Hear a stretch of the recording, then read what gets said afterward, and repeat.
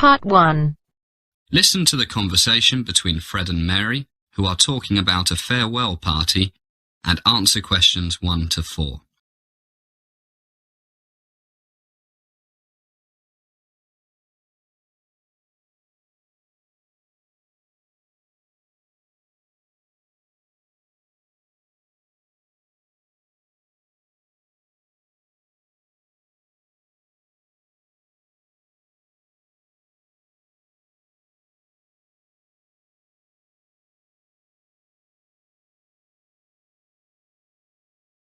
Listen carefully and answer questions 1 to 5. Mary, thank God you're here. We've a ton of work to do if we're going to get everything ready for tonight. Whose idea was it to have this going-away party for Christ anyway? It was your idea, Fred. Remember? Hey, I suggested a small get-together for a few close friends. I didn't mean inviting half the university. Well, it's too late now. We have about 3 hours to get everything under control. Have you got that list of things we need to do? Yeah, it's in my room. Hang on, I'll go get it. Hell, I can't find it. What do you mean you can't find it? I can't find it. What do you think I mean? Damn, I remember I left it in the library. Okay, cool down. We'll manage. I can remember what's on it. Let's check the food and drink situation. Did you arrange the beer? Yeah, Jim said he'd bring 10 cases of cold Budweiser, ice, and a couple of big bins to keep it cold. Says he'll get here around 5.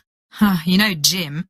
He'll probably turn up drunk around midnight. No problem. I phoned him a few minutes ago. He's at Jenny's place.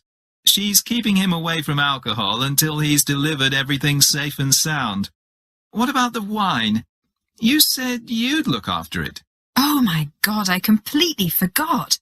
What's the time? 3:30. Okay, I'll go to the liquor store and sort it out. Will they deliver? No problem. But you'll have to pay up front. I reckon about 60 people will turn up.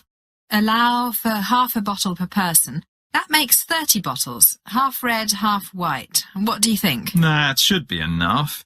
Better to have too much than too little. Why not make it 40? 25 red and 15 white. As the conversation continues, answer questions 5 to 10.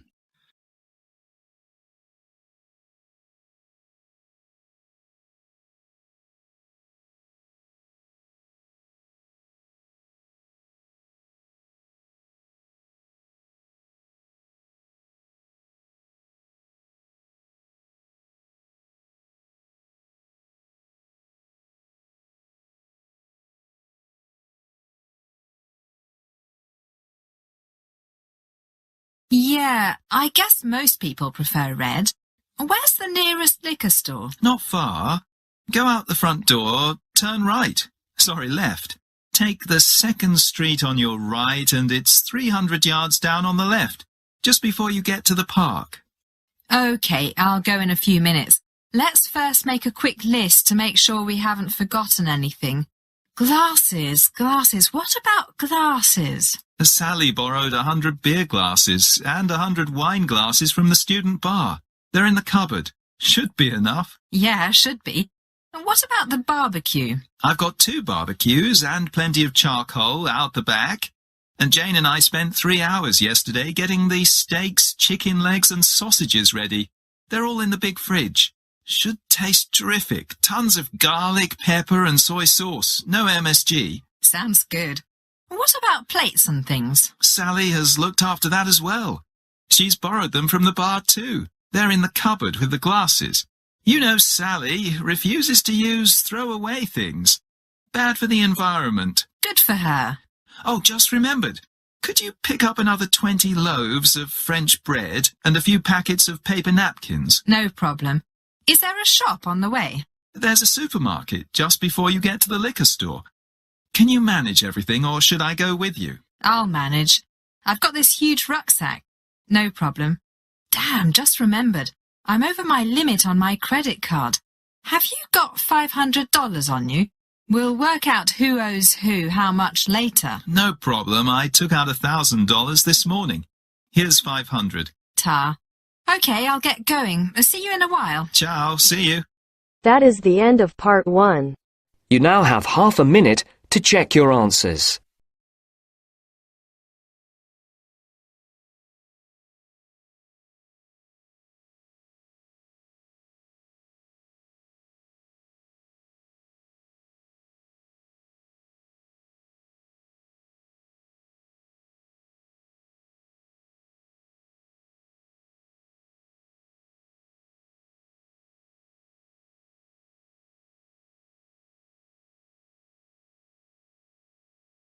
Now turns to part 2.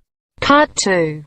You are going to hear a talk by Richard Thomas, who is the head of the chemistry department of a college. He is going to give a brief introduction of the college. Now first look at questions 11 to 15.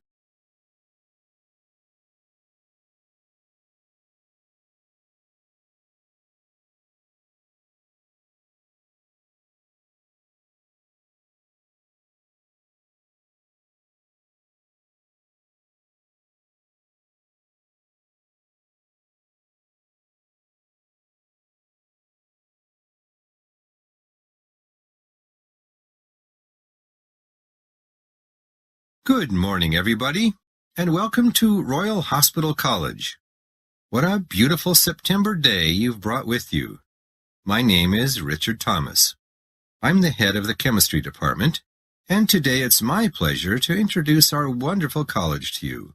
Normally, the dean, Professor John Thomas, yes, we share the same surname, likes to do this, but unfortunately, he has a bad case of flu, so he's doing the sensible thing and staying in bed. He sends his apologies, but you'll be meeting him soon, so no big problem. I'm sure you are all so excited at the thought of studying here that you have read all about the history of our school. But for those who haven't, I'll give you a brief summary as we walk around. The college was originally founded in, anybody know? Yes, 1694 by William and Mary of Orange. Can you remember your high school history? Right. William of Orange was a Dutch prince married to King James II's eldest daughter, Mary. 1694, poor Queen Mary died of smallpox the same year. Actually, the school was not a school in those days. It was a hospital for retired sailors of the Royal Navy. And it wasn't here, in the beautiful countryside of East England. It was located in what is now East London, on the banks of the River Thames. Back in those days, it was also in the countryside, but London grew and grew, and by the end of the 19th century, it was surrounded by houses and smoky factories. So, after the Second World War, a New Zealand millionaire named Sir Gifford Reed kindly gave the school £65 million to move to here. He was an architect, and he designed much of the beautiful school that you see today. It opened in 1963, and if you look to your right, there is a statue of Sir Gifford Reed facing that other large statue of Queen Victoria.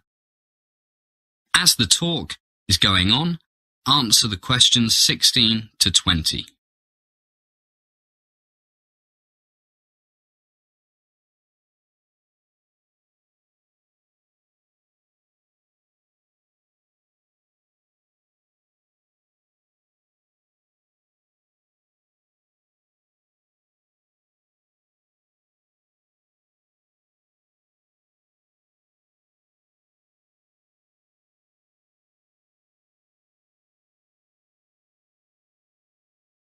Okay, let's jump back to the 1700s. In the 1780s, the Royal Hospital was changed into a school for the orphans of officers and men of the Royal Navy, and they added the word college to the name. For nearly 100 years, it was coeducational. But in 1868, the Board of Governors decided to make it boys only. Much more boring, don't you think? And it stayed that way right up until 1991, when the school became coeducational again. Okay, and here we are at the school church. Do we have any musicians with us? You? Wonderful. What do you play? Piano and organ. Oh, you'll love it here. Our church has the largest organ in England, and we often have recording companies, the BBC, etc., coming here to record. And our staff and students are more than welcome to play it. In fact, there's a waiting list. It's very popular. In fact, the school is very well known for its choir and orchestra. I sing in the choir, and last summer we toured North America. Great fun. A healthy mind in a healthy body, as the Romans used to say. Which brings us to our gym and swimming pool.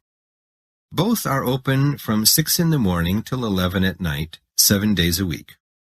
The gym has everything you need for aerobics, weight training, martial arts, basketball, gymnastics, and even an indoor running track. So there's no excuse for not keeping fit. And of course, we have all the usual team sports: soccer, basketball. Our women's basketball team won the All England Universities Championship this year. Rugby, water polo, no American football. So you see, we are quite a sporty lot here. And we also study sometimes. Here's the main library. I'm afraid we can't go in because it's being redecorated. It's supposed to open again this Wednesday, but it looks to me that it'll be a bit late. And here's the coffee shop. Why don't we stop here for a drink? Agree? Jolly good. That is the end of part 2. You now have half a minute to check your answers.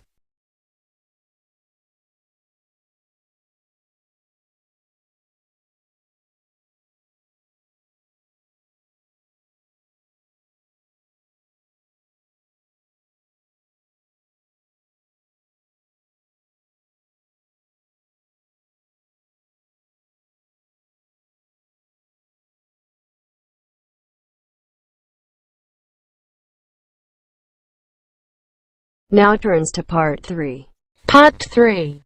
You're going to hear a conversation between John and Anne, two students who are talking about their survey. Answer questions 21 to 26 first. You now have some time to read questions 21 to 26.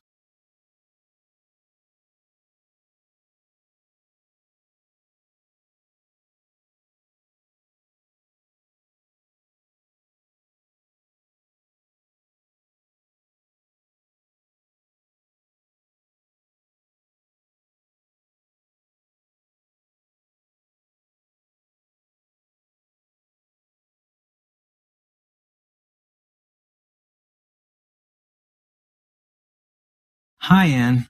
How's it going? Thank goodness I finished that survey on television watching and reading ability. What was your survey on? I told you before. I wanted to find out if there is any relationship between how fat students are and how many times they eat at fast food restaurants. That's right. I'd forgotten. Have you got your report finished? All the graphs and charts, that sort of thing? Almost done. What about you? All ready to present to the class, apart from one or two small things. Actually, my results are really interesting. Want me to tell you what I found? Sure, if you promise to let me tell you what I found. No problem. Anyway, look at this graph here. On the x-axis, I have the dependent variable reading level. How did you measure reading level? I used the English department test, and on the y-axis, I have a number of hours usually spent watching television every week. 13 to 19, 20 to 29, 30 to 39, 40 to 49, and 50 to 59. What are these numbers? The people's ages. I managed to get exactly 20 people from each age group to do the test. Took me ages. And what did you find out? Well, look at this. If we take the 100 people as one group, we see that the more television people watch, the worse their reading level. That's not surprising. But did you find any significant difference between the different age groups? You bet. Okay. This is the curve for the group as a whole. These lines are for the different age groups. See what I see? Wow, that's fascinating. The two youngest groups are very similar. Big difference between the oldest two groups and the youngest two. The older the people are, the less the correlation between reading level and hours spent in front of the TV. Why do you think that is? Well, I need to do more research before I can say for sure. But from talking to the people, it's clear that over the past 30 years, most people have been watching more television and reading fewer books. But the older people... Don't tell me. They spent more time reading when they were young than young people nowadays. So they learned to read well, and even though they spend more time in front of the TV than they used to, their reading levels stay the same. Hey, you're pretty smart. That's exactly what I think. But I need to do more research before I can say for sure. How about your survey? As the conversation continues, answer questions 27 to 30.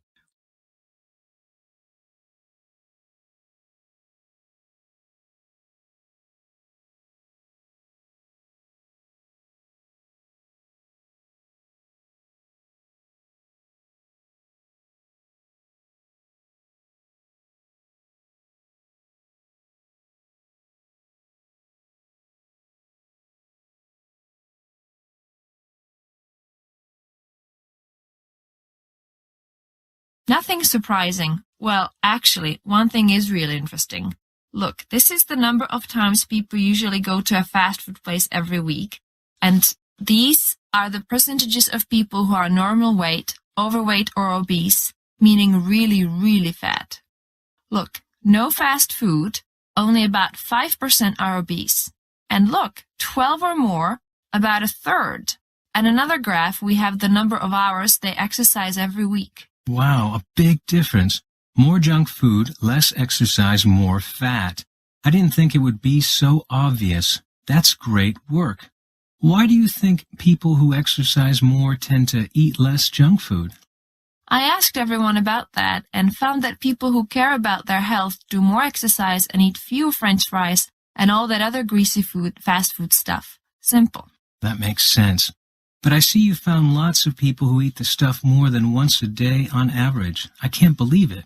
You'd be surprised. You're right. Hey, who's this guy? More than 12 a week? I bet it was Richard. He must weigh 260 kilos. And he's pretty short, all fat, no muscle. You're right. And he drinks tons of soft drinks. All that sugar. Okay, that's it. Healthy food only from now on. And get to the gym, fatty. That is the end of part 3. You now have half a minute to check your answers.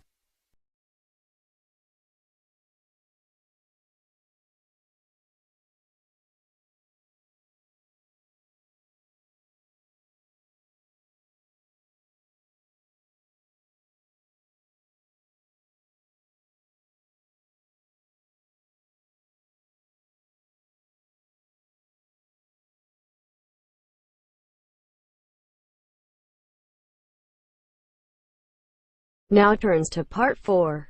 Part 4. You're going to hear a lecture on corporate crime. You now have some time to read questions 31 to 40.